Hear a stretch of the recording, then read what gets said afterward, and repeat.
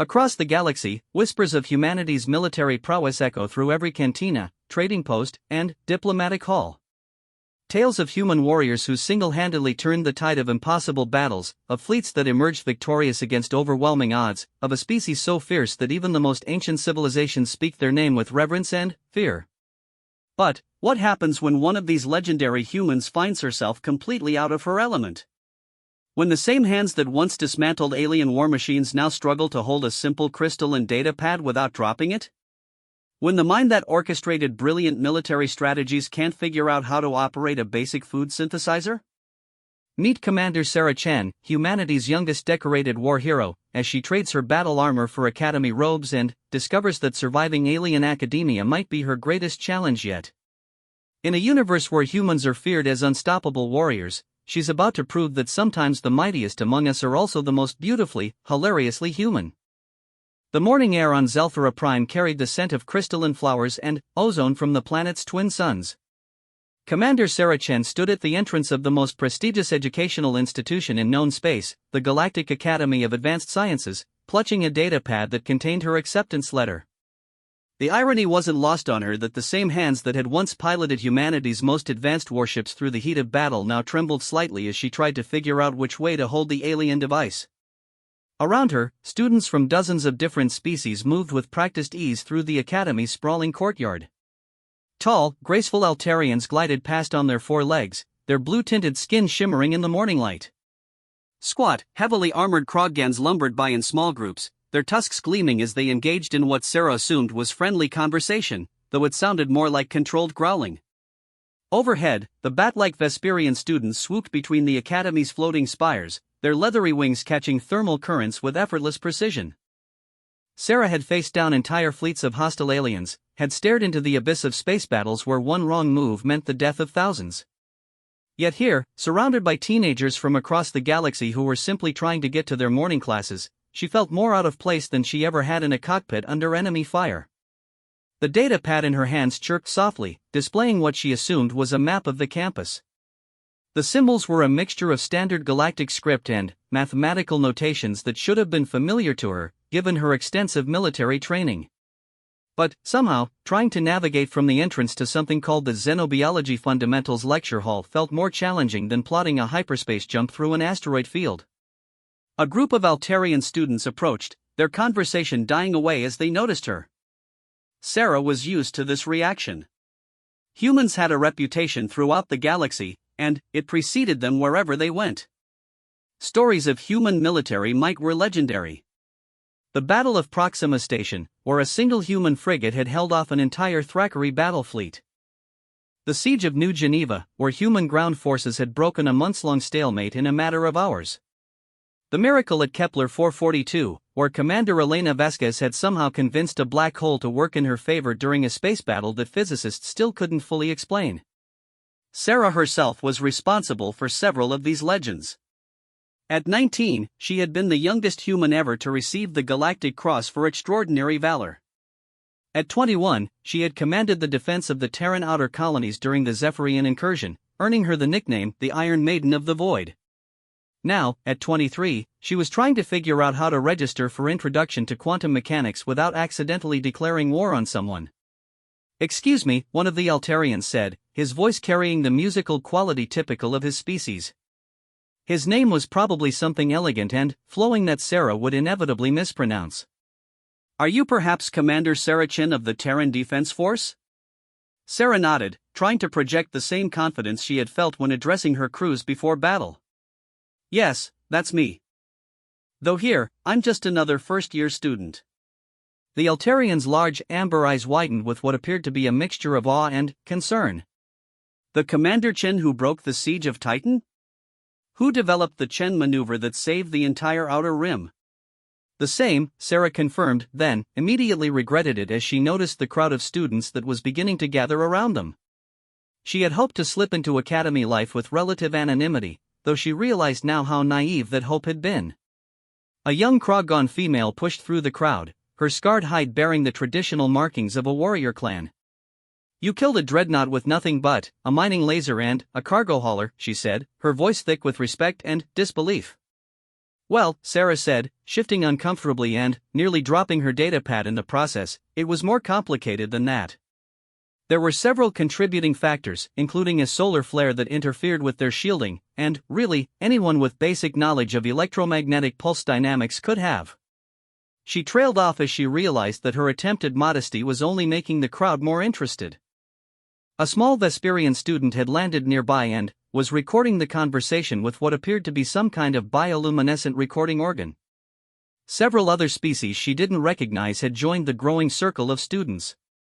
"Is it true that you once destroyed an entire enemy fleet by flying directly through their formation?" asked a student whose species Sarah couldn't identify, though they appeared to be some kind of crystalline being that refracted the sunlight into rainbow patterns. "That's not exactly how it happened," Sarah said, trying to back away from the crowd and immediately bumping into a floating information kiosk.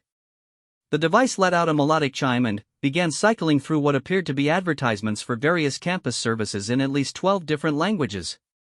"Look, I'm really just trying to find my first class." She held up the datapad, hoping to demonstrate her current predicament, but instead of holding it steady, she somehow managed to activate what seemed to be a holographic display. A three-dimensional map of the campus sprang to life above the device, complete with floating navigation markers and what sounded like turn-by-turn directions being given in a language she was fairly certain didn't involve sound but rather changes in electromagnetic field density. The crowd of students stepped back in amazement, clearly interpreting this as some kind of advanced human technology demonstration rather than Sarah frantically trying to figure out how to turn off a basic student navigation system. "How does she make it interface with her neural patterns like that?" whispered the Altarian who had first approached her. "Humans can apparently control technology through direct mental connection," another student murmured. "I heard they don't even need to touch their devices." Sarah finally managed to dismiss the holographic display, but not before accidentally activating what appeared to be the campus emergency broadcast system.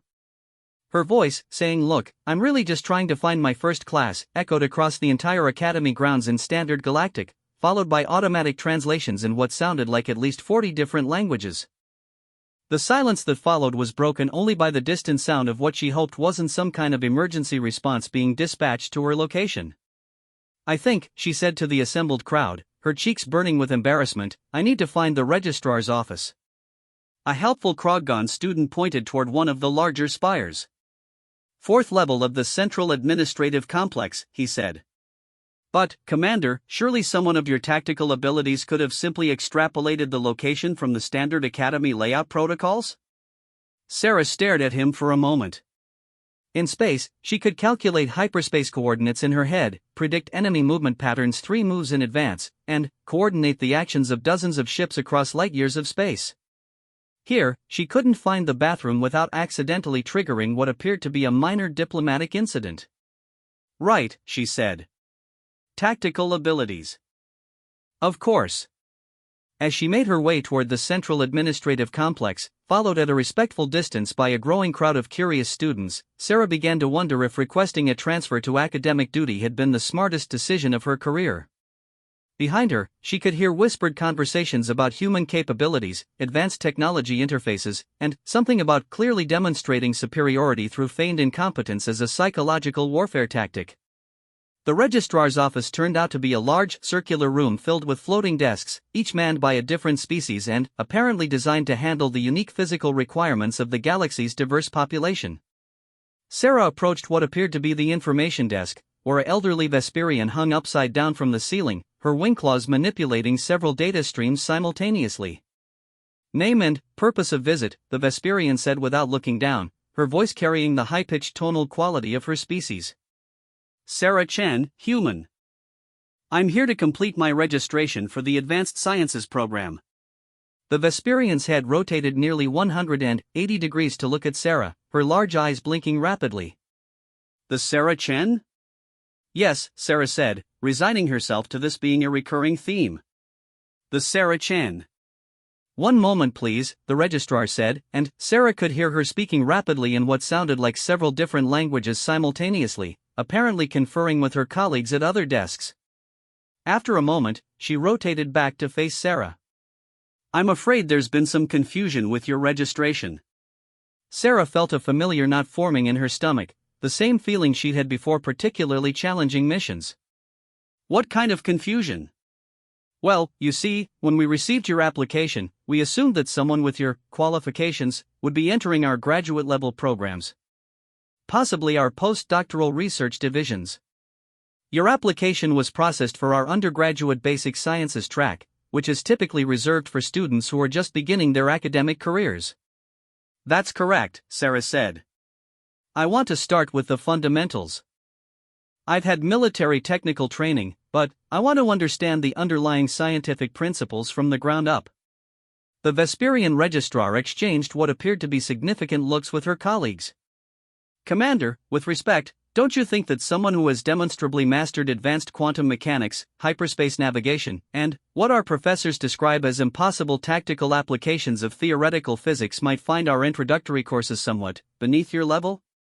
Sarah thought about trying to explain that knowing which button to push to make a hyperspace drive work was very different from understanding the mathematical principles that made it possible, or that her tactical successes were based more on intuition and desperation than any deep grasp of the underlying science.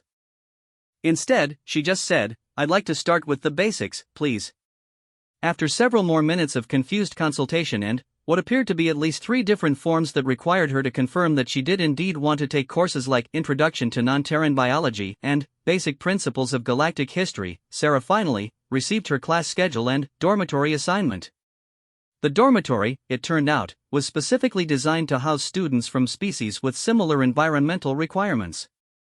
Humans, apparently, were grouped with Altarians, whose homeworld had a similar atmospheric composition and gravity, and several other species that could tolerate what the housing office described as standard Class M environmental parameters. Sarah's room was on the 15th floor of what was called the Harmony Residential Complex, which struck her as either optimistically named or a subtle warning. Her roommate assignment was listed as Zarahai of the 3rd Altarian Academic Collective, which told Sarah absolutely nothing except that she was going to be sharing living space with someone whose name she was definitely going to mispronounce. The lift to the 15th floor was clearly designed with multiple species in mind. Sarah stepped into what appeared to be a large, cylindrical chamber and immediately realized that she had no idea how to operate it. The walls were covered with symbols, touchpads, and what might have been scent markers for species that navigated through olfactory cues. She was still trying to figure out which control might correspond to floor 15 when another student entered the lift behind her. This one was clearly human, the first she had encountered since arriving at the academy. 15th floor, he asked, reaching past her to press what appeared to be a simple numeric pad that Sarah had somehow completely missed. Yes, she said, grateful for the assistance and slightly embarrassed that a fellow human had just demonstrated superior lift operating abilities. Thanks. I'm Sarah. Marcus Webb, he said, extending his hand for a shake. 2nd year. Let me guess, first day? Is it that obvious? Marcus grinned. You have that same look I probably had when I arrived. Like you're not sure if you're supposed to salute the architecture or ask it for directions. As the lift began to rise, Marcus continued, you know, you look familiar. Have we met before? I feel like I've seen your face somewhere. Sarah considered her options. She could try to maintain some anonymity, or she could be honest and deal with whatever reaction followed. Given that her attempted low-profile arrival had already resulted in an accidental campus-wide broadcast, anonymity seemed like a lost cause. I'm Sarah Chen, she said. Marcus's expression shifted through several stages of recognition, surprise, and what might have been panic. Wait. Sarah Chen as in Commander Sarah Chen? As in the Sarah Chen who? Yes, Sarah said, cutting him off before he could list any of her military achievements. That's Sarah Chen. And, before you ask, yes, I'm really here to take undergraduate classes, and, no, I don't know why either. The lift arrived at the 15th floor with a soft chime, and the doors opened to reveal a corridor lined with what appeared to be living quarters. Each door was marked with symbols indicating the species composition of its inhabitants and their environmental requirements. Room 1547, Sarah said, checking her assignment. That's just down here, Marcus said, walking alongside her. You know, there are going to be a lot of students who are going to want to meet you. Humans are pretty rare here to begin with, and you're kind of famous. So I'm discovering, Sarah said, stopping in front of a door marked with symbols she hoped corresponded to her room number. The door opened as she approached, apparently sensing her presence through some method she didn't understand. The room beyond was larger than she had expected, with what appeared to be two distinct living areas designed to accommodate different species' needs. One side was clearly set up for human habitation, with familiar-looking furniture and what might have been an attempt at Earth-normal lighting. The other side was more alien, with surfaces that seemed to shift and flow in response to some kind of environmental control system.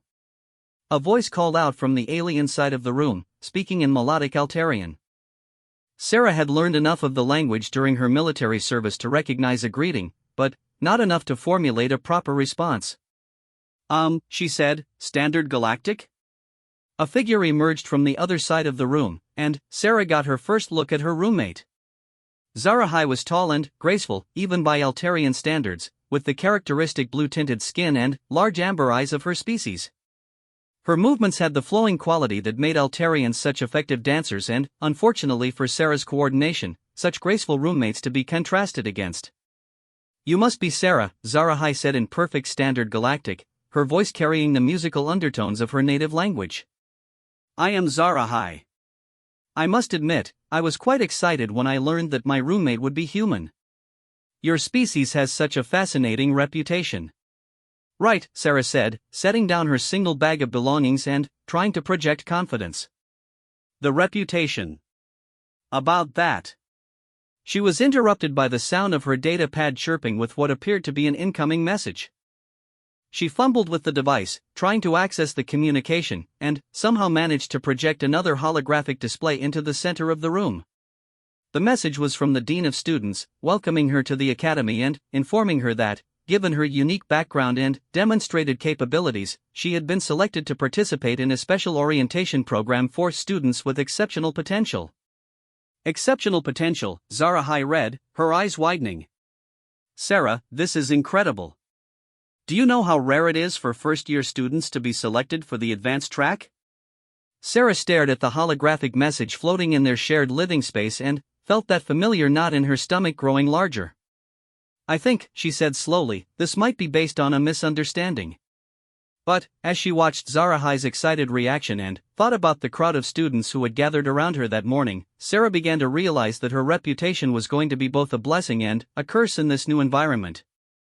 Everyone expected her to be exceptional, to demonstrate the same kind of impossible competence that humans were known for throughout the galaxy. The only problem was that Sarah was beginning to suspect that her military successes had been based more on luck, desperation, and the fact that enemy commanders consistently underestimated human unpredictability than on any kind of superior ability. Tomorrow, she would have her first classes. Introduction to Quantum Mechanics, Basic Xenobiology, and Galactic History. 3 subjects that should be simple enough for someone with her background. She looked at her datapad, still displaying the holographic message, and wondered if it was too late to request it transfer back to active military duty. At least in space, when she broke something, it usually resulted in enemy ships being destroyed rather than campus-wide embarrassment. But, as she watched Zarahai gracefully manipulate the room's environmental controls to optimize the shared space for both their species' needs, Sarah realized that maybe this was exactly the kind of challenge she needed. After all, how hard could it be to blend in as a normal student? The answer to that question, she would discover, was significantly harder than destroying a dreadnought with a mining laser. Sarah's first day of classes began at what the Academy considered a reasonable hour for most species, which was roughly equivalent to 3 in the morning by Earth standards. She had spent the previous night trying to figure out how to adjust her dormitory room's environmental controls to provide something resembling a normal sleep cycle, an endeavor that had resulted in accidentally activating what she later learned was the room's emergency atmospheric recycling system. Zarahai had been remarkably understanding about being awakened by the sudden increase in air circulation and the automated announcement that their room was now prepared for hazardous environmental conditions class 7 through 12. She had even helped Sarah figure out how to reset the system, though not before half their floor's residents had gathered in the hallway to make sure they weren't under some kind of atmospheric attack. Now, as Sarah made her way to her first class, Introduction to Quantum Mechanics, she carried with her a bag containing 3 data pads, 2 styluses, and what the campus bookstore had assured her was everything she would need for successful academic note-taking. The fact that she couldn't figure out how to activate any of the styluses was a problem she hoped to solve before the lecture began. The quantum mechanics lecture hall was an enormous amphitheater designed to accommodate hundreds of students from dozens of different species. Seating arrangements had been carefully planned to account for everything from the Vesperians who preferred to hang from the ceiling to the aquatic Hydrians who attended via environmental suits filled with their homeworld's methane-rich atmosphere. Sarah found a seat in what appeared to be the human-compatible section and immediately noticed that she was the only member of her species in the class. Around her, students were setting up what appeared to be sophisticated recording and analysis equipment, their various technological interfaces seamlessly connecting with the Academy's information systems. She pulled out one of her data pads and spent several minutes trying to figure out how to connect it to the lecture hall's network. Every attempt seemed to result in either nothing happening or the device displaying warnings in languages she didn't recognize. Having trouble with the interface, asked the student sitting next to her, a Kroggon whose scarred hide bore the distinctive markings of the engineering clans. "I'm Thakmar, second year." "Sarah," she replied, grateful for the assistance. "And, yes, I can't seem to get this thing to work properly." Thakmar reached over with one massive, clawed hand and touched what appeared to be a completely unmarked section of her data pad. Immediately, the device came to life, displaying a three-dimensional interface that connected her to the lecture hall's information system, the campus library, and what appeared to be real-time translation services for 37 different languages.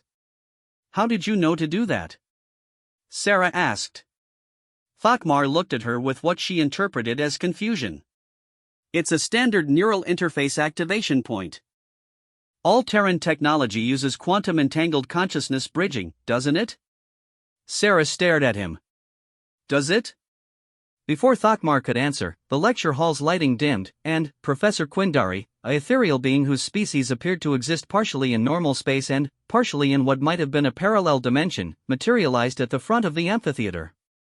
"Welcome, students, to Introduction to Quantum Mechanics," the professor said, her voice somehow reaching every student despite the fact that Sarah couldn't see any obvious amplification technology.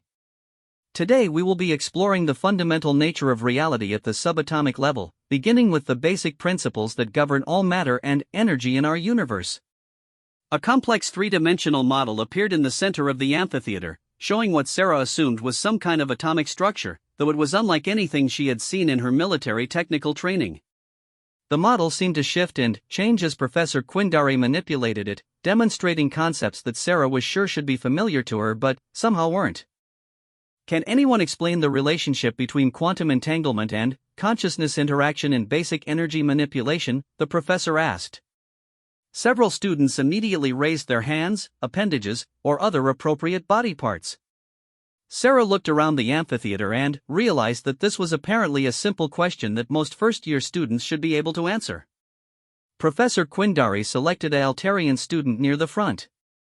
"The consciousness energy interface allows for direct manipulation of quantum states through focused mental interaction," the student answered confidently. "All spacefaring species develop this capability as a prerequisite for faster-than-light travel." "Excellent," the professor said. "And, can anyone demonstrate this principle using the basic techniques that should be familiar to all of you from your pre-academy education?" This time, nearly every student in the amphitheater raised their hand. Professor Quindari's attention seemed to settle on Sarah, and she felt a familiar sinking feeling. "Miss Chen," the professor said, and Sarah noticed that the entire amphitheater had gone quiet. "Perhaps you could demonstrate the basic consciousness quantum interface technique? I imagine someone with your background has considerable experience with advanced applications of these principles." Sarah felt several hundred eyes, sensors, and other perception organs focusing on her.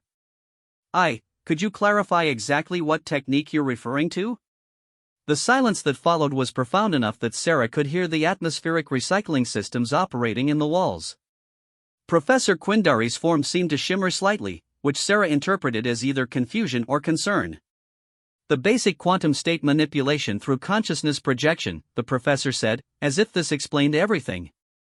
"Surely your species' renowned technological integration capabilities are based on these fundamental techniques?" Sarah looked around the amphitheater at her fellow students, all of whom appeared to be waiting for her to demonstrate whatever it was they were talking about. "I think," she said carefully, "there might be some misconceptions about human capabilities." A ripple of what sounded like surprise moved through the assembled students. Thakmar leaned over and whispered, "Are you saying humans don't use consciousness quantum bridging for technology interface?" "We use buttons," Sarah said. "And touch screens.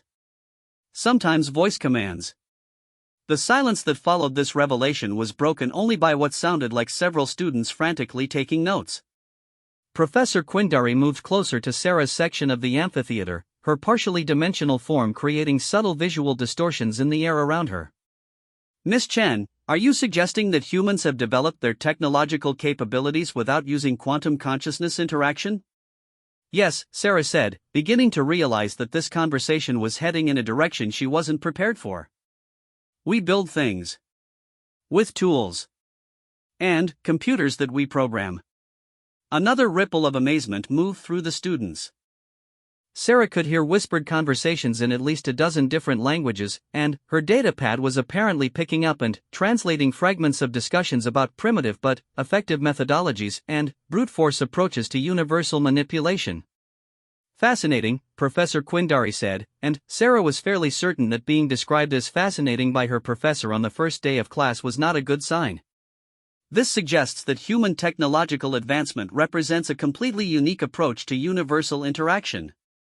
"Perhaps you could explain how your species achieved faster than light travel without consciousness quantum bridging?" Sarah thought about the hyperspace drives she had operated during her military service. As far as she knew, they worked by creating artificial folds in spacetime using massive energy generation and complex mathematical calculations. "We use really powerful engines and very precise navigation computers?" The professor's form seemed to brighten, which Sarah hoped indicated interest rather than alarm. "You're saying that humans have achieved the same results as consciousness-driven technology through purely mechanical and computational means?" "I guess."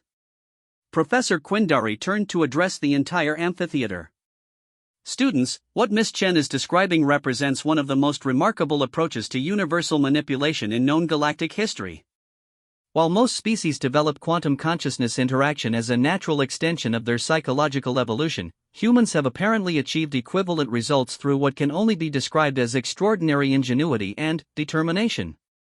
Sarah felt that familiar knot in her stomach growing larger as she realized that her admission of ignorance was somehow being interpreted as evidence of human superiority. "This will require significant revision to our curriculum," the professor continued. "Miss Chen, I hope you'll be willing to guest lecture on human mechanical computational approaches to quantum manipulation." "I don't think I'm qualified to." "Nonsense," Professor Quindari interrupted. "Your practical experience with these techniques far exceeds anyone else's theoretical knowledge. I'll arrange for you to present next week on alternative approaches to universal interaction, the human perspective." As the lecture continued, Sarah found herself taking notes not on quantum mechanics, but on the growing list of commitments and expectations that seemed to be accumulating around her. By the time class ended, she had somehow agreed to participate in 3 different research projects, guest lecture in 2 courses, and serve as a cultural consultant for the Academy's Human Studies program. Her next class, Basic Xenobiology, was held in what appeared to be a living laboratory. The classroom itself seemed to be some kind of organism, with walls that pulsed gently and floor surfaces that adjusted their texture based on the needs of different species. Sarah spent the first 10 minutes of class trying to find a chair that wouldn't try to adapt to her physiology in ways that made her uncomfortable. Professor Vexhai was a member of a species that appeared to exist as a collective consciousness distributed across several dozen smaller organisms. When she spoke, it was with the voices of multiple entities speaking in harmony, creating an effect that was both beautiful and slightly disturbing. "Welcome to Basic Xenobiology," the collective professor said. "Today we'll be exploring the fundamental principles of life as it has evolved throughout our galaxy, beginning with the basic classification systems that allow us to understand the incredible diversity of living beings." A series of biological specimens appeared throughout the classroom, some suspended in containment fields, others moving freely through specialized environmental zones. Sarah recognized a few of the species from her military service, but most were completely unfamiliar. "Can anyone identify the common characteristics that define Class 7 metabolic processes?" Professor Vexhai asked. Several students responded immediately, providing answers that involved complex biochemical pathways and energy conversion mechanisms that Sarah had never heard of. "Excellent. Now, let's examine the human approach to biological classification. Miss Chen, perhaps you could explain how your species categorizes life forms? Sarah looked around the classroom and realized that once again, she was being asked to represent all of humanity based on knowledge she wasn't sure she actually possessed. Well, we usually start with whether something is alive or not. Interesting. A binary initial classification. And, then? Then, we sort of look at whether it's a plant or an animal, I guess. And, then, it gets more specific from there. Professor Vexhai's multiple voices hummed in harmony, which Sarah hoped indicated approval. A remarkably straightforward approach. And, how do humans handle the classification of entities that exist in multiple dimensional states simultaneously? We don't encounter those very often. Ah, yes. Humans exist primarily in standard dimensional space. Fascinating. And, what about organisms that exist as collective consciousness entities? Sarah thought about this. We have some social insects that work together, like ants and bees. Social insects, Professor Vexhai repeated, and several of her component organisms moved closer to Sarah. You're referring to individual entities that coordinate behavior for collective benefit? Yes. But, not true collective consciousness? Not shared awareness across multiple bodies? No, they're still separate individuals, they just work together really well. Professor Vexhai's harmony of voices took on what sounded like an excited tone. Students, what Miss Chen is describing represents a completely unique approach to collective behavior. Rather than shared consciousness, humans have evolved cooperative strategies based on individual decision-making and voluntary coordination. Sarah watched as her fellow students began taking what appeared to be extensive notes, and she realized that once again, her basic ignorance was being interpreted as evidence of remarkable human innovation. Miss Chen, Professor Vexhai continued, I would be very interested in having you collaborate on a research project examining individual-based collective behavior patterns. Your insights into human social organization could revolutionize our understanding of alternative consciousness models. By the time Sarah left basic xenobiology, she had accumulated 3 more research commitments and had somehow agreed to participate in a galaxy-wide academic conference on alternative approaches to consciousness and cooperation. Her final class of the day was Galactic History, which she had hoped would be the most straightforward of her courses. History, after all, was just a matter of learning what had happened in the past. How complicated could it be? The Galactic History classroom was arranged as an immersive environment that could apparently recreate historical periods and locations. When Sarah entered, she found herself standing in what appeared to be the bridge of an ancient starship, surrounded by technology that was both recognizably functional and completely alien. Professor Thane was a member of the chronicler species, beings whose entire culture was dedicated to the preservation and study of historical information. His appearance was humanoid but elongated, with skin that seemed to contain flowing patterns of light that Sarah suspected represented stored memories.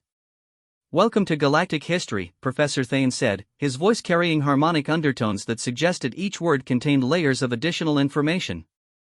Today we begin our exploration of the great conflicts and cooperations that have shaped our galactic civilization, starting with the most recent addition to galactic society, humanity. Sarah felt a familiar sense of dread as the classroom environment shifted around them, recreating what appeared to be a space battle. She recognized the scene immediately. It was the Battle of Proxima Station, one of her own military engagements. The emergence of humanity onto the galactic stage represents one of the most dramatic and rapid integrations in recorded history, Professor Thane continued. In less than 50 years, humans went from a single-planet species to one of the most influential military and technological powers in known space. The recreation around them showed human ships engaging what appeared to be a vastly superior enemy force. Sarah watched her own tactical decisions being played out in historical recreation and realized that the other students were watching her watch herself. Miss Chen, Professor Thane said, perhaps you could provide some insight into the strategic thinking behind the Chen maneuver? Sarah stared at the historical recreation of her own desperate improvisation during one of the most terrifying moments of her military career. It wasn't really a maneuver, she said. I was mostly just trying not to die. Professor Thane's light pattern shifted to what she interpreted as confusion. But, the tactical coordination required to simultaneously disable enemy shielding while redirecting their own weapon systems into a feedback cascade. I was trying to get away from them and accidentally flew through their formation at the same time they were firing at each other. The silence that followed was profound. Professor Thane's patterns of light seemed to freeze entirely, and Sarah could hear several students frantically taking notes. "Miss Chen," Professor Thane said slowly, "are you suggesting that one of the most studied tactical innovations in modern galactic warfare was accidental?" "Pretty much." Professor Thane moved closer to Sarah, his light patterns now flowing rapidly in what appeared to be intense concentration. "This represents a completely revolutionary approach to strategic thinking. Rather than planned tactical innovation, humans apparently achieve superior results through spontaneous adaptive responses to immediate circumstances." Sarah watched as the historical recreation continued to play around them, showing the aftermath of her accidental tactical brilliance. "I really was just trying not to get blown up." "Exactly," Professor Thane exclaimed, his light patterns now pulsing with what appeared to be excitement. "Humans have developed strategic capabilities that transcend traditional tactical planning through intuitive response integration. Miss Chen, you must guest lecture for my graduate seminar on advanced strategic theory." As the class continued, Sarah found herself providing commentary on several other historical events that she had participated in, each time trying to explain that her successes had been based more on luck and desperation than any kind of advanced strategic thinking. Each time, her explanations were interpreted as evidence of remarkable human capabilities that other species simply couldn't comprehend. By the end of the day, Sarah had accumulated more research commitments and lecture obligations than she had imagined possible. She had somehow become the Academy's primary source of information on human technological, biological, and strategic approaches to galactic civilization. As she made her way back to her dormitory, her data pad chirped with a message from the Dean of Students. She had been selected to represent the Academy at the upcoming interspecies academic exchange, where she would be presenting on human innovation and alternative approaches to universal problems. Sarah stopped walking and stared at the message. Around her, students from dozens of species were making their way through the campus, engaged in normal academic activities like studying, socializing, and preparing for their classes. She was supposed to be one of them. She was supposed to be learning, not teaching. She was supposed to be discovering new knowledge, not being treated as a repository of human wisdom that she wasn't sure she actually possessed. Her data pad chirped again with another message, this one from Professor Quindari. She was being invited to join the Academy's Council of Distinguished Researchers as their youngest member in recorded history. Sarah looked up at the alien sky above the Academy, with its twin suns and unfamiliar constellations, and wondered if it was too late to apply for a transfer to a nice, simple military academy where the biggest challenge would be learning how to blow things up more efficiently. But, as she thought about Zarahai's excitement about their advanced track selection, and Professor Thane's fascination with human strategic thinking, and the amazement in her fellow students' voices when she described human approaches to technology and biology, Sarah realized that maybe her role here wasn't what she had expected. Maybe the galaxy didn't need her to be a normal student. Maybe they needed her to be exactly what she was, a human who had achieved remarkable things without fully understanding how, and who was willing to share that knowledge even when she wasn't sure it was actually knowledge at all. The only question now was whether she could figure out how to live up to expectations that seemed to grow larger every time she tried to explain that she was just making things up as she went along. As she entered her dormitory, Sarah decided that tomorrow she would try a different approach. Instead of trying to downplay her reputation, maybe she should embrace it. After all, if everyone was convinced that humans were capable of impossible things, maybe the secret was to stop trying to prove them wrong and start trying to prove them right. How hard could it be to be a legendary human genius? Probably easier than operating a simple datapad, she hoped. 3 weeks into her academic career, Sarah had developed what she privately called the strategy. Instead of trying to convince everyone that she was just a normal student who happened to have stumbled into a few military successes, she had decided to embrace the mystery. When professors asked her to explain human capabilities she didn't understand, she would respond with cryptic comments about alternative methodologies and intuitive approaches that let people draw their own conclusions about human superiority. It was working remarkably well, right up until the day Professor Quindari announced that the quantum mechanics class would be conducting practical experiments. Today, students, we will be applying the theoretical principles we've discussed to actual quantum manipulation, Professor Quindari said, her partially dimensional form shimmering with what Sarah had learned to recognize as excitement. Each team will be working with a quantum resonance chamber to practice basic consciousness-matter interaction techniques. Sarah looked around the laboratory and realized that the word team implied she would be working with other students, which meant that her carefully maintained aura of mysterious competence was about to be thoroughly tested. Miss Chen, Professor Quindari continued, I've paired you with Zektor, one of our most advanced students. I thought it would be interesting to observe the interaction between traditional quantum consciousness techniques and your species' alternative approaches. Zektor turned out to be a member of a crystalline species whose body was composed of what appeared to be living mineral formations. When he moved, his crystal structure created harmonious sounds that seemed to resonate with the laboratory's equipment. I am honored to work with you, Sarah Chen, Zektor said, his voice emerging from somewhere within his crystal matrix. I have studied recordings of human technological achievements. Your species' ability to manipulate quantum states without consciousness integration is legendary. Right, Sarah said, looking at the quantum resonance chamber they had been assigned. It appeared to be a transparent sphere about the size of a basketball, suspended in the center of a complex apparatus that hummed with barely contained energy. About that. When you say manipulate quantum states. Observe, Zektor said, approaching their experimental setup. He extended what appeared to be a crystalline appendage toward the sphere, and Sarah watched as the space around it began to shimmer. Inside the chamber, motes of light began to dance in increasingly complex patterns. Basic quantum state manipulation through consciousness projection. The chamber responds to focused mental energy, allowing us to directly influence matter at the subatomic level. The demonstration was beautiful and completely beyond anything Sarah had imagined possible. Around them, other student teams were conducting similar experiments, each using their species' particular approach to consciousness quantum interaction.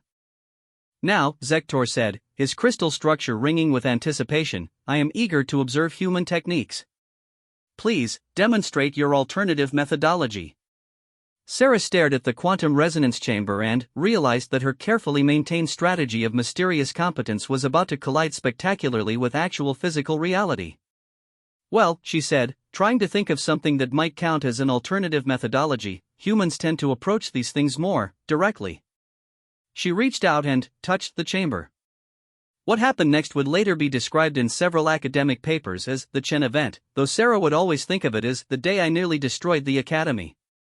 The moment her hand made contact with the chamber's surface, the entire laboratory filled with a brilliant blue light.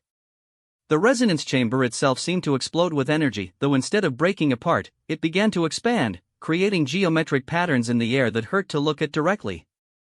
Every piece of equipment in the laboratory began to react simultaneously. Quantum resonance chambers throughout the room started generating harmonic frequencies that created a sound like a choir of angels having a heated argument about mathematics.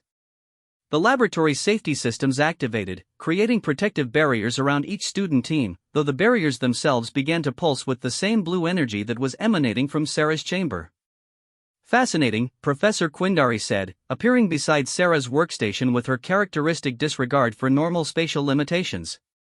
Miss Chen, what exactly are you doing?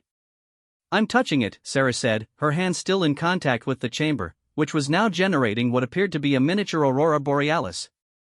I was trying to demonstrate direct physical interaction. But, the quantum cascade resonance you're generating. Professor Quindari paused, her form flickering as she apparently consulted some kind of internal reference system. According to my calculations, this level of quantum field manipulation should require a consciousness projection equivalent to a small star. I'm really just touching it. Around them, other students had stopped their own experiments to observe what was happening at Sarah's station. Sarah could hear rapid conversations in at least a dozen languages, with her universal translator providing a running commentary of amazement and confusion. The human is achieving quantum consciousness bridging without consciousness projection, she heard one student explaining to another. She's using pure physical contact to generate quantum field manipulation. Is that even theoretically possible? Another student asked. Apparently, Zektor answered, his crystalline structure now resonating in harmony with the energies coming from the chamber. Sarah Chen, your species' capabilities exceed all our theoretical models. Sarah was about to explain that she wasn't doing anything intentional when the laboratory's main display screen activated, showing what appeared to be real-time analysis of the quantum fields being generated by her experiment. The readings were, according to Professor Quindari's excited commentary, impossible according to current understanding of quantum mechanics, unprecedented in galactic academic history, and potentially revolutionary for our understanding of consciousness-matter interaction.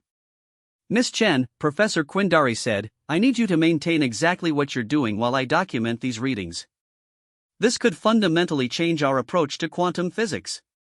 Sarah stood very still and continued touching the chamber, which continued to generate increasingly spectacular light displays. Around her, students were recording everything with various technological devices, and she could see Professor Quindari manipulating what appeared to be complex analytical instruments. Remarkable, the professor continued. You're achieving quantum state manipulation through pure tactile interface. The implications for technology integration are. She paused, her form flickering more rapidly. Miss Chen, are you suggesting that humans can interface with quantum systems through simple physical contact? I guess. This explains everything, Zektor chimed in, his crystal structure now resonating with harmonies that matched the chamber's output. Human technology doesn't require consciousness projection because humans can directly interface with quantum systems through touch. Your ships, your weapons, your computational systems, they're all responding to quantum field manipulation through physical contact. Sarah thought about this theory. It would certainly explain why human technology seemed to work differently from what she was learning about alien systems. It would also explain why she could operate complex military equipment intuitively while struggling with basic academy devices.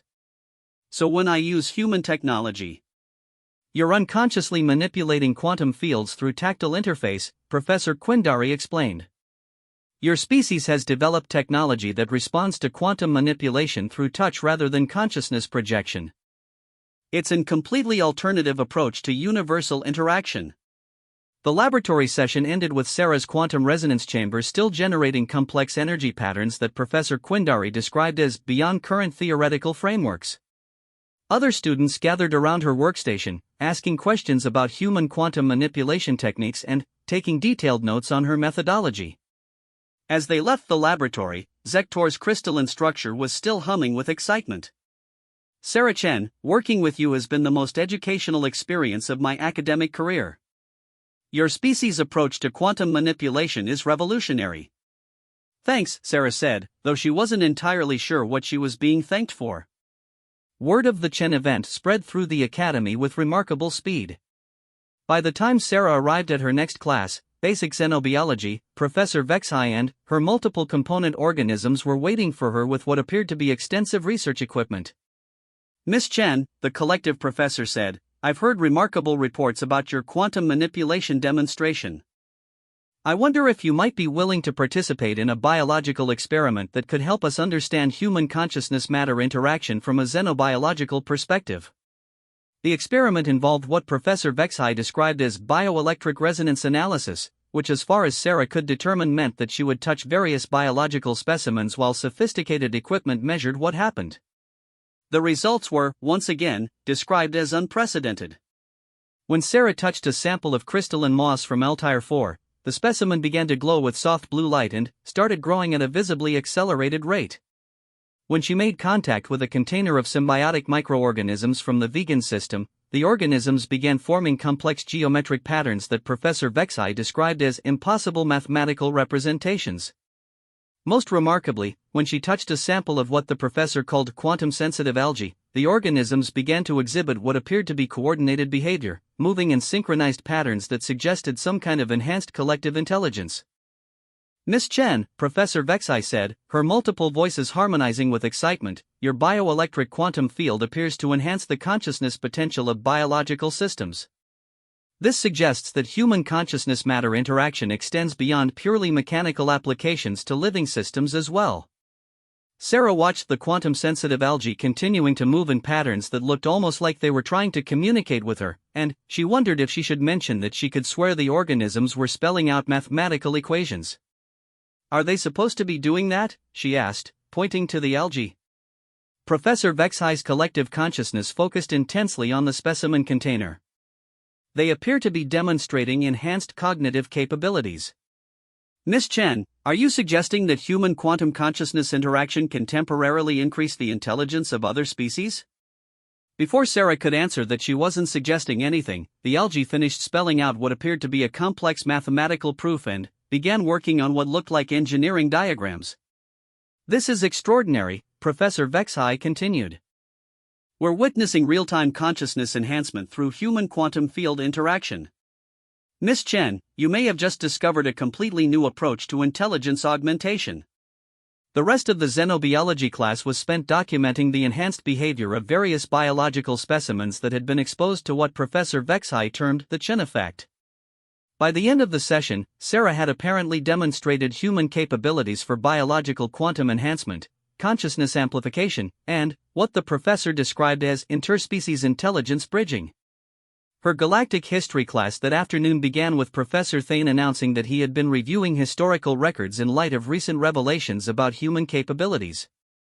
Miss Chen, Professor Thane said, his patterns of stored memories flowing more rapidly than usual. I have been analyzing historical accounts of human military engagements with new understanding of your species' quantum consciousness manipulation capabilities.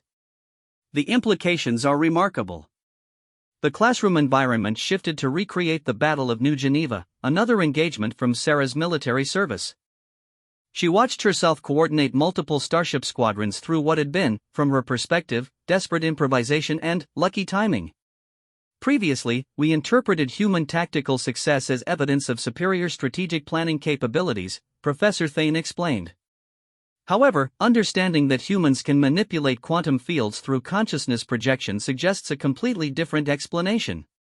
Sarah watched the historical recreation of her own combat coordination and tried to remember what she had actually been thinking during the battle. Mostly, she recalled, she had been trying to keep track of dozens of moving ships while avoiding getting shot. Miss Chen, Professor Thane continued, were you using quantum consciousness manipulation to coordinate fleet movements through enhanced tactical awareness? Sarah thought about this. During the battle, she had felt like she could sense the positions and intentions of both friendly and enemy ships in a way that went beyond what her instruments were telling her. She had assumed it was just adrenaline and military training, but it felt like I could tell where everyone was, she said slowly. Like I could sense the whole battlefield at once. Professor Thane's light patterns brightened dramatically. Exactly. You were using quantum consciousness projection to achieve tactical awareness that transcends normal sensory limitations. This explains how humans have achieved such remarkable military success despite being a relatively new species to galactic warfare. The recreation around them shifted to show the battle from what Professor Thane described as a quantum awareness perspective. From this viewpoint, Sarah could see probability fields and tactical relationships that hadn't been visible during the actual engagement. Miss Chen, you were unconsciously manipulating probability itself through quantum consciousness interaction. Your tactical decisions weren't based on traditional strategic analysis, they were based on direct quantum awareness of potential outcomes. Sarah stared at the recreation of her own tactical decisions, now displayed as quantum probability manipulations rather than normal military coordination. I thought I was just making it up as I went along. From your perspective, perhaps. But, from a quantum consciousness standpoint, you were directly interfacing with the fundamental probability structures of reality to achieve optimal tactical outcomes. As the class continued, Professor Thane reanalyzed several other historical human military engagements, each time demonstrating how apparent strategic brilliance could be explained as unconscious quantum manipulation. According to his analysis, humans had been achieving impossible military results through instinctive consciousness-reality interface rather than superior tactics or technology. By the end of the day, Sarah had accumulated research commitments from 3 more departments, had been invited to guest lecture at the Galactic Institute of Advanced Studies, and had somehow agreed to participate in a galaxy-wide symposium on human quantum consciousness and the future of universal interaction. As she made her way back to her dormitory, Sarah's data pad was constantly chirping with messages from professors, researchers, and academic institutions throughout the galaxy, all wanting to study human quantum consciousness capabilities. She found Zarahai in their shared room, surrounded by what appeared to be complex academic literature and research proposals. Sarah, Zarahai said, her musical voice carrying notes of excitement and concern, I have been researching human quantum consciousness interaction based on today's discoveries. The implications are extraordinary, but also somewhat troubling. Troubling how? Zarahai gestured to the data displays surrounding her. According to this research, human quantum consciousness capabilities far exceed those of any other known species. You appear to be able to manipulate reality at a fundamental level through simple intention and physical contact. Sarah sat down on her bed and tried to process this information. So what you're saying is that humans are accidentally manipulating the universe every time we touch something? Potentially, yes. Which raises important questions about human integration into galactic civilization. If your species can unconsciously manipulate quantum reality, what are the implications for interspecies cooperation and safety? Sarah thought about this. If humans really could manipulate reality through touch and intention, it would explain a lot about human technological development and military success. It would also explain why she kept accidentally causing major equipment malfunctions whenever she tried to use alien technology. Zarahai, she said slowly, what if humans don't know we can do this? What do you mean? I mean, what if we've been unconsciously manipulating quantum reality all along, but we think we're just using tools and making lucky guesses? Zarahai's amber eyes widened with what appeared to be alarm. Sarah, are you suggesting that human civilization has developed without conscious awareness of their quantum consciousness capabilities? Maybe? I mean, I had no idea I was manipulating quantum fields until today. I thought I was just touching things. Zarahai was quiet for a long moment, her graceful form very still as she processed this possibility. If that's true, she said finally, then, human integration into galactic civilization represents both the greatest opportunity and the greatest potential danger in recorded history. Because? Because you're a species of unconscious quantum manipulators who think you're just using tools. Every human interaction with galactic technology, every human presence in interspecies cooperation, every human decision in galactic affairs, all of it is potentially influenced by quantum consciousness manipulation that you're not even aware you're doing. Sarah lay back on her bed and stared at the ceiling of their dormitory room. Somewhere in the distance, she could hear the sound of students from dozens of species engaging in normal academic activities. Studying, socializing, preparing for tomorrow's classes. She was supposed to be one of them. Instead, she was apparently a representative of a species of unconscious reality manipulators who had stumbled into galactic civilization without realizing they were fundamentally altering the quantum structure of everything they touched. Her data pad chirped with another message, this one from the Galactic Council itself. They were requesting that she serve as an official human cultural liaison for interspecies quantum consciousness research. Zarahai, she said, do you think it's possible that I'm making this whole thing more complicated than it needs to be? How do you mean? I mean, what if I'm just a clumsy student who accidentally figured out how to make laboratory equipment do interesting things? What if everyone is overanalyzing this whole situation?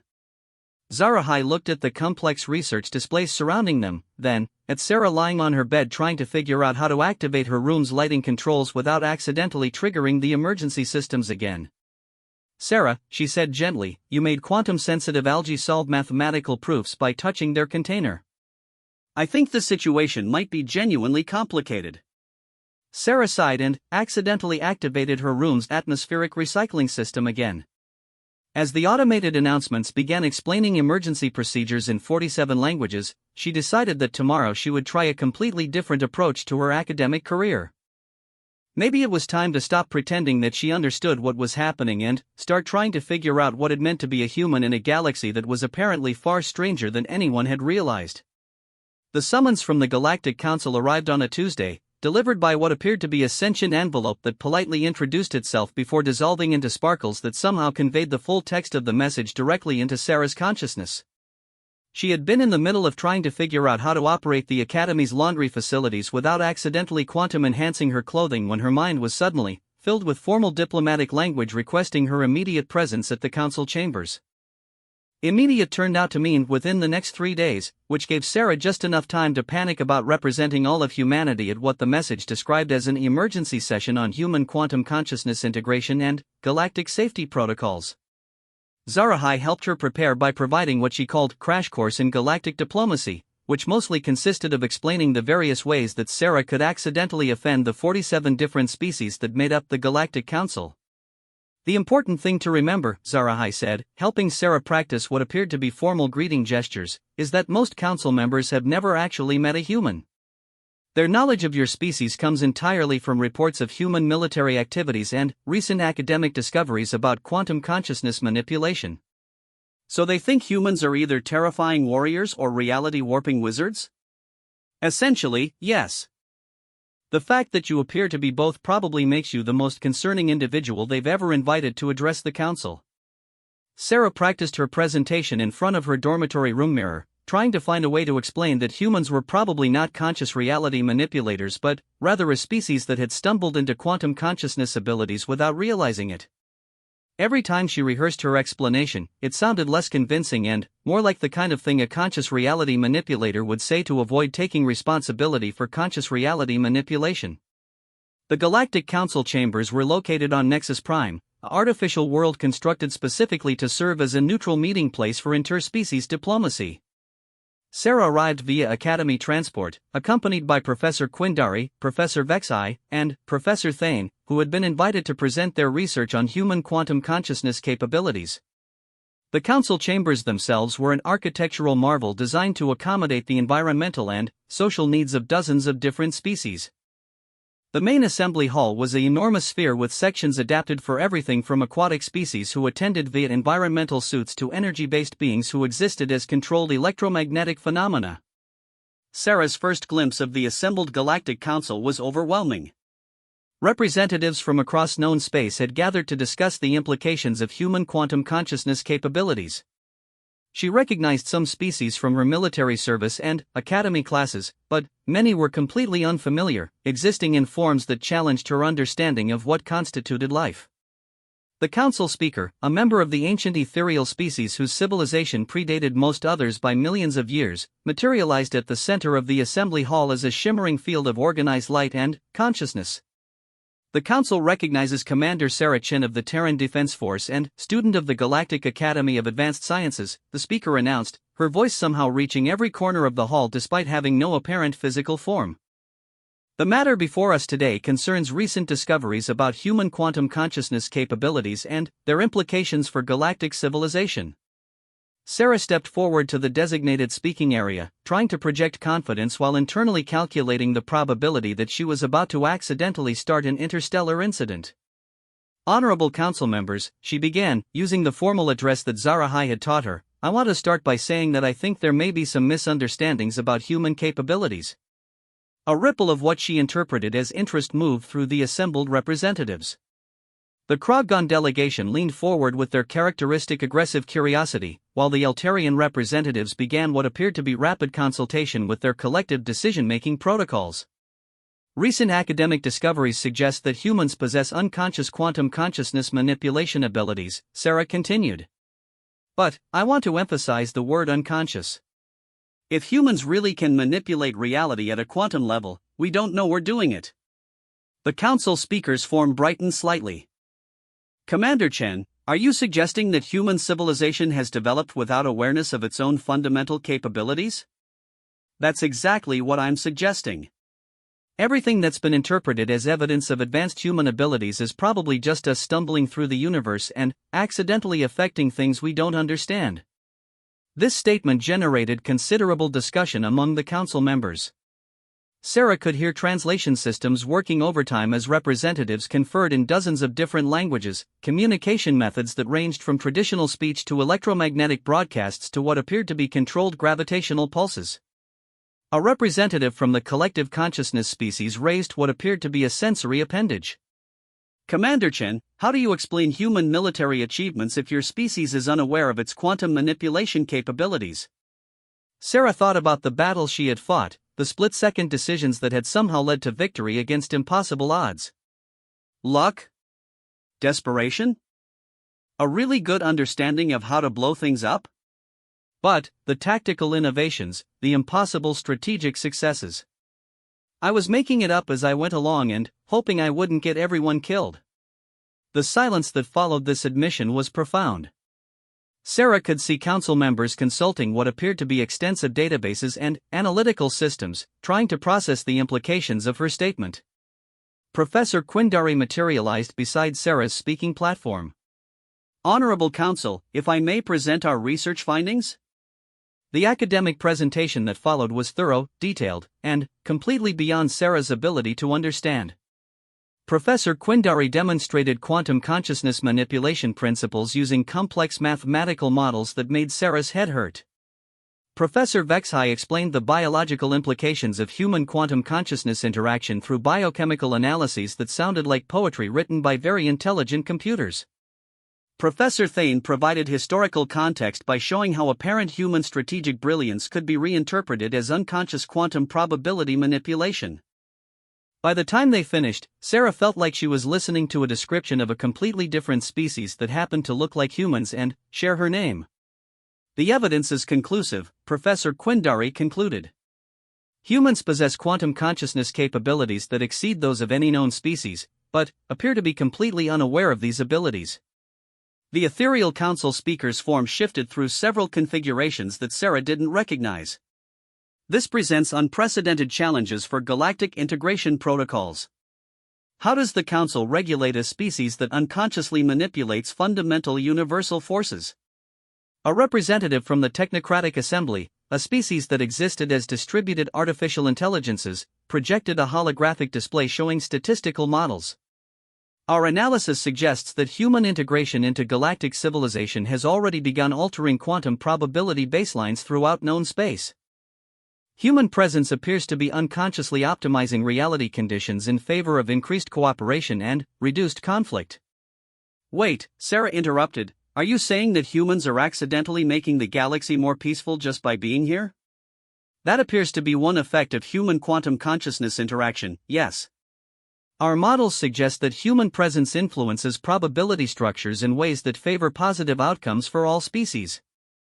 Sarah stared at the statistical models floating in the center of the council chamber. According to the displays, interspecies conflicts had decreased significantly since humans had joined galactic civilization. Trade cooperation had increased. Scientific advancement had accelerated. Even natural disasters seemed to be occurring less frequently in regions with significant human populations. So humans are unconsciously manipulating reality to make everything better? It appears so. However, this raises serious questions about free will and species autonomy. Are other civilizations making independent decisions, or are human quantum consciousness capabilities unconsciously influencing galactic-scale behavior patterns? The philosophical implications of this question generated intense debate among council members. Sarah listened to discussions about consciousness autonomy, quantum determinism, and the ethics of unconscious reality manipulation, and realized that she was probably not qualified to participate in debates about the fundamental nature of free will and universal causation. A representative from the Isolationist Coalition, a group of species that preferred minimal interspecies contact, stood to address the assembly. "This council must consider the possibility that human integration represents a fundamental threat to species independence. If humans unconsciously manipulate reality to favor their preferred outcomes, how can other species maintain autonomous decision-making?" "But the outcomes favor all species, not just humans," another representative countered. "The statistical models show improved conditions for everyone." "That may be worse," the isolationist replied. "If humans unconsciously impose their values on universal probability structures, they are essentially forcing their concept of improvement on all other forms of life." Sarah found herself in the strange position of trying to defend humanity against charges of unconscious universal manipulation. "Council members, I want to emphasize that if humans are doing this, we have no idea we're doing it. We're not trying to influence anyone else's decisions or impose our values on other species. But the effect is the same regardless of intent," the isolationist representative pointed out. "Unconscious manipulation may be more dangerous than conscious control because it cannot be regulated or negotiated." The debate continued for hours, covering topics that ranged from practical regulation of human activities to theoretical discussions about the nature of consciousness and reality. Sarah found herself alternately defending human intentions, explaining human limitations, and trying to understand academic theories that seemed to be describing abilities she didn't know she possessed. Finally, the council speaker called for a recess to allow representatives time to consult with their respective civilizations. Sarah was escorted to what appeared to be a diplomatic waiting area designed to accommodate the environmental needs of visiting dignitaries. Professor Quindari found her there, sitting in what she hoped was a chair designed for human physiology and staring at a data display showing real-time analysis of galactic probability fluctuations that were apparently being influenced by her presence at the council session. "Miss Chen," Professor Quindari said, "how are you handling this information?" Sarah gestured at the probability displays. "According to these readings, I'm unconsciously influencing the statistical likelihood of successful diplomatic resolution just by being here. How am I supposed to handle that?" Perhaps by recognizing that consciousness and intent matter more than unconscious capabilities. You're here because you want to understand and help, not because you want to control or dominate. But how does anyone else know that? How can other species trust humans if they think we're unconsciously manipulating everything around us? Professor Quindari's partially dimensional form shifted to what Sarah had learned to recognize as contemplative mode. Perhaps that's the wrong question. Perhaps the question is whether unconscious positive influence is better or worse than conscious neutral interaction. Before Sarah could answer, the council session reconvened. The representatives had apparently reached some preliminary conclusions during their consultations. The ethereal council speaker materialized at the center of the assembly hall, her form now carrying harmonics that suggested formal pronouncement. The Council has considered the implications of human quantum consciousness capabilities and their effects on galactic civilization. We have reached the following determinations. Sarah braced herself for what she assumed would be restrictions on human activities, requirements for consciousness suppression technology, or possibly exile from galactic civilization until humans could learn to control their quantum manipulation abilities. First, the Council speaker announced, the Council recognizes that human quantum consciousness capabilities, while unprecedented, have demonstrably positive effects on galactic civilization. Statistical analysis confirms improved outcomes for all species since human integration began. Second, the Council acknowledges that human unconscious influence appears to be beneficial rather than controlling. Probability analyses suggest that human presence enhances positive possibilities rather than constraining other species' choices. Third, the Council determines that conscious intent and ethical behavior are more relevant to diplomatic relations than unconscious capabilities. Humanity's demonstrated commitment to cooperation and peaceful coexistence outweighs concerns about quantum consciousness manipulation. Sarah felt a relief so profound that she was fairly certain it was influencing probability fluctuations throughout the Council chamber. However, the Council speaker continued, the Council establishes the following protocols for ongoing human integration into galactic civilization. The protocols turned out to be surprisingly reasonable. Humans would be encouraged to study their own quantum consciousness capabilities in cooperation with other species. Research into human consciousness reality interaction would be shared openly with all galactic civilizations. Human representatives would be included in future council sessions to provide insight into human perspectives and intentions. Most importantly, humans would be asked to serve as conscious advocates for positive outcomes rather than unconscious manipulators of reality. If humans really could influence universal probability structures, the Council wanted that influence to be intentional and cooperative rather than accidental and unpredictable. Commander Chen, the Council speaker addressed her directly, the Council requests that you serve as the first human ambassador for quantum consciousness cooperation. Your role would be to help develop protocols for conscious, ethical application of human quantum consciousness capabilities in service of galactic civilization. Sarah stood in the council chamber, surrounded by representatives from dozens of species, and realized that her academic career had just taken another unexpected turn. Instead of learning basic xenobiology, she was being asked to help develop diplomatic protocols for conscious reality manipulation. I accept, she said, because what else could she say? But I want to emphasize that I'm still figuring out how to operate a datapad without accidentally broadcasting to the entire academy. I'm not sure I'm qualified to be anyone's ambassador for conscious reality manipulation. The ethereal council speaker's form brightened with what appeared to be amusement. Commander Chen, perhaps the fact that you recognize your limitations is exactly why you're qualified for this position.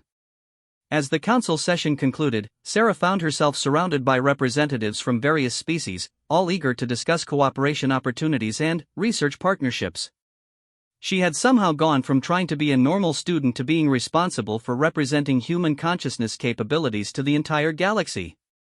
But, as she watched council members from dozens of different civilizations working together to establish protocols for quantum consciousness cooperation, Sarah realized that maybe this was exactly what she was supposed to be doing. Maybe her role wasn't to be a normal student, but to be a bridge between human unconscious capabilities and galactic conscious cooperation. The only question now was whether she could figure out how to be a conscious ambassador for unconscious reality manipulation without accidentally quantum enhancing her way into an interstellar incident. Based on her track record with simple technology, she wasn't entirely optimistic about her chances. 6 months after her appointment as human ambassador for quantum consciousness cooperation, Sarah had established what she privately called the Embassy of Controlled Chaos in a converted wing of the Galactic Academy. The space served as both her diplomatic office and research center, where teams of scientists from across the galaxy worked to understand human quantum consciousness capabilities while Sarah tried to learn how to use these abilities intentionally rather than accidentally. The learning process had been an adventure in itself. Sarah had discovered that human quantum consciousness manipulation worked best when she wasn't trying too hard, which created an interesting paradox for conscious application. The more she focused on deliberately affecting quantum states, the less effective she became. The more she relaxed and followed her instincts, the more dramatic the results. This had led to the development of what Professor Q